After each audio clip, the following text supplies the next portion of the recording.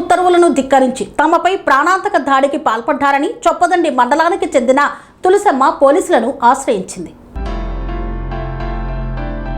Court stay ఉత్తర్వులను ధిక్కరించి తమపై ప్రాణాంతక దాడికి పాల్పడ్డారని చొప్పదండి మండలం కోనేరుపల్లె గ్రామానికి చెందిన కొలపూరి తులసమ్మ పోలీసులను ఆశ్రయించారు. సర్వే నెంబర్ 17, 27, 29, 32 పరిధిలోని తమ భూములకు సంబంధించి హైకోర్టు ఇచ్చిన స్టే ఆర్డర్లను బేఖాతరు చేస్తూ గ్రామ సర్పంచ్, ఉప సర్పంచ్, పంచాయతీ కార్యదర్శి మరికొందరితో కలిసి భూమిని ఖాళీ చేయించేందుకు ప్రయత్నించారని బాధితురాలు ఆరోపించారు. ఈ క్రమంలో జరిగిన దాడిలో తులసమ్మ కుమారుడు రాజనర్సయ్య తలకు, ఆమె కాలికి తీవ్ర గాయాలయ్యాయి. డైల్ 100 సమాచారంతో పోలీసులు స్పందించి బాధితులను ఆసుపత్రికి తరలించారు. కాగా ఈ ఘటనపై ఇరు వర్గాలు పోలీసులకు ఫిర్యాదు చేసుకోగా ఇరువురిపై కేసు నమోదు చేసి దర్యాప్తు చేస్తున్నట్లు చొప్పదండి ఎస్ఐ నరేష్ రెడ్డి తెలిపారు. నా పేరు తులసమ్మ. నిన్న కోనేరుపల్లి గ్రామంలో జరిగింది ఏంటంటే, మా పంట భూమిలో మేము పనిచేసుకుంటున్నాం. నా 2 కొడుకులు నేనే ఉంటే ఊరు జనం మొత్తం కుల భేదం అనకుండా ఒక్క మనిషి లేకుండా వచ్చి మా మీద పారలు, గడ్డపారలు పట్టుకొని వచ్చి దాడి చేసిర్రు. మేము చేసిన కాలువ ఊలగొట్టిర్రు. మేము పారల తట్టలు గుంజుకున్నట్టు వారేసినాం. ఒడ్డు జడగొట్టిర్రు.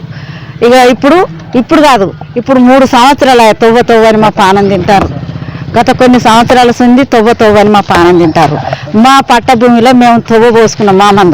మా మందమే మేము వ్యవసాయం చేసుకుంటున్నాం. ఇప్పుడు అదే తవ్వ మాకు ఖాయం కావాలని మమ్మల్ని నక్ష తవ్వ కిందికెళ్ళి ఉన్నా కానీ ఇడిచిపెట్టి ఈ పట్టా భూమిలోకి వెళ్ళి తవ్వ కావాలని అంటున్నారు. అందులో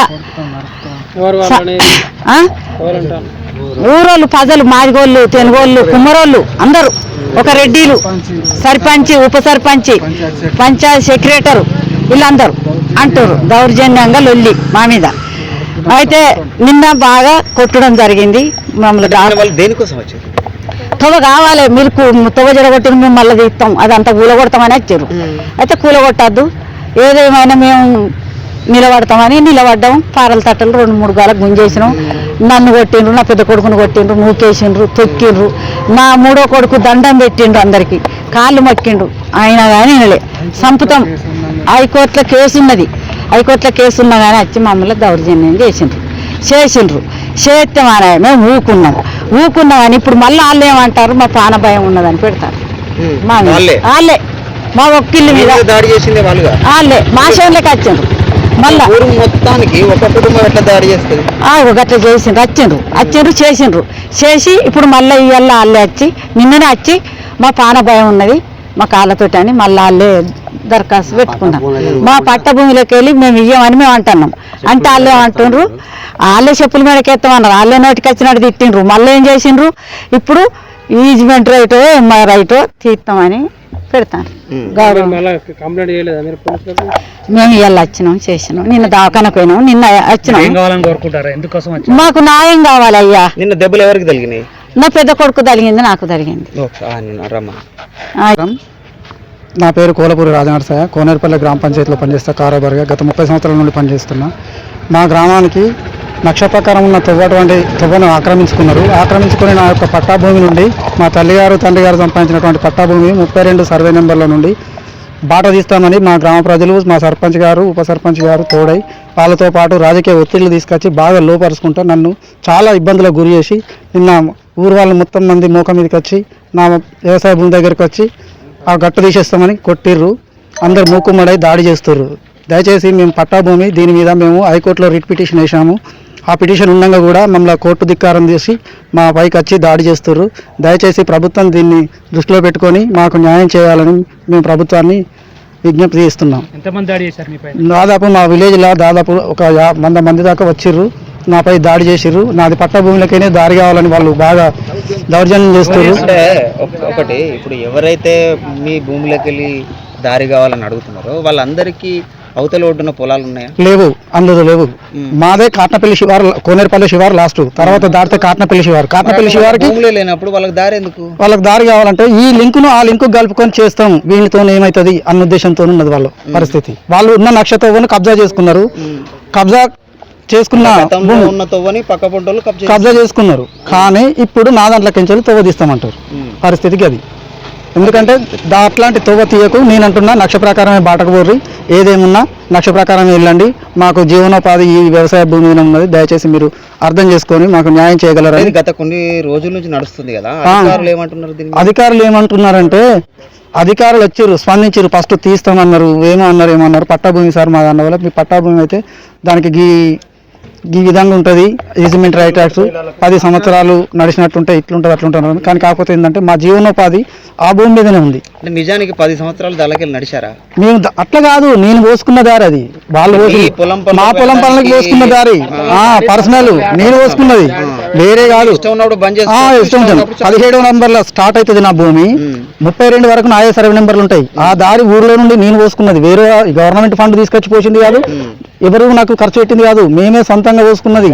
ఆ దారిలో ఒకసారి మీడియా వచ్చినప్పుడు అక్కడ దారి లేదని వాళ్ళు ప్రభుత్వ అధికారులు చెప్పారు కదా, సర్వేరు మా పొలంలో దారి లేదని చెప్పారు, అయినా వీళ్ళు వింటలేరు.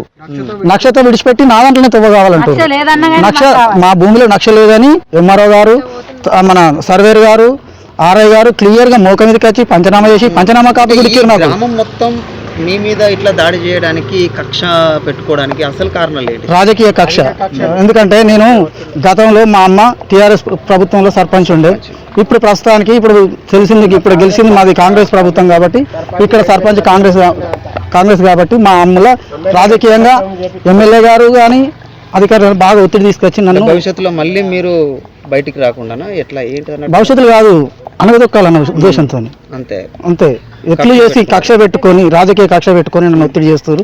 దయచేసి ప్రభుత్వాన్ని నేను కోరుకునేది ఒకటే, నక్ష ప్రకారం బాట పోసి నక్ష ప్రకారం ప్రజలు నడిచేటట్టు చర్య తీసుకోవాలని దయచేసి పోయినా. ఎమ్మెల్యే గారు ఏమన్నారంటే, అధికారులు చెప్పినట్టు నువ్వు వినాల్సిందే, తొవ్వ తీయాల్సిందే, దాని గురించి వేరే ఏం లేదు అని చెప్పిండు.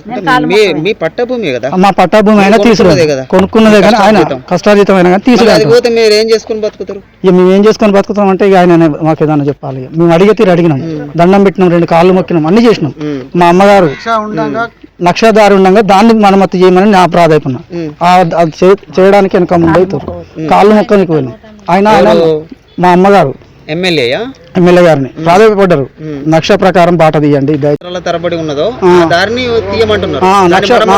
దాన్ని మరమ్మతు చేయమని మేము కోరుకుంటున్నాం. ఎమ్మెల్యే గారు అది ఇది చేసిన తర్వాత అదే అన్నట్టు మాట్లాడుతుండ్రు. పట్టాభూముల నుండే ఫస్ట్ తీస్తాం, తర్వాత మేము అందులో కోము అని. భూమి నష్టం అవుతుంది కదా, దానికి ఎట్లా నష్టం అవుతుంది? నష్టాన్ని వాళ్ళు ఏం చేస్తారో వాళ్ళ చేతులు, వాళ్ళు ఏం చెప్తలేరు, బరోబార్ నష్టపోమంటారు. 28 గుంటల భూమి ఒక సర్వే నెంబర్లో అవుతుంది, 10 గుంటల భూమి ఒక సర్వే నెంబర్ అవుతుంది, ఆయన ఓర్చుకోమంటారు అంతే. డైరెక్ట్ అచ్చుడు, గ్రామ ప్రజలు అచ్చుడు, తీసుడు అనుడు, బెదిరిస్తుడు. అధికారులు ఇట్లా ఇప్పుడు ఇట్లా మీరు నష్టపోరు అని ఎవరు చెప్పారు?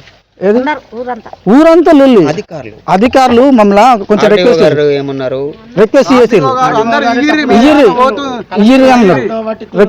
నన్ను. రిక్వెస్ట్ చేస్తే, సార్ మేడం నాకు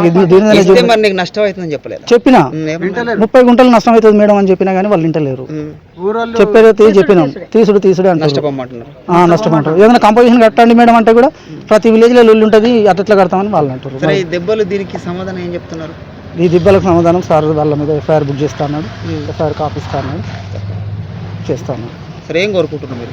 మాకు న్యాయం కావాలి సార్. మా భూమిని అన్యాకృతం కాకుండా నక్ష ప్రకారం దారి చేసి మా భూమి మాకు అప్పగించాలని విజ్ఞప్తి చేస్తున్నాం. ఇది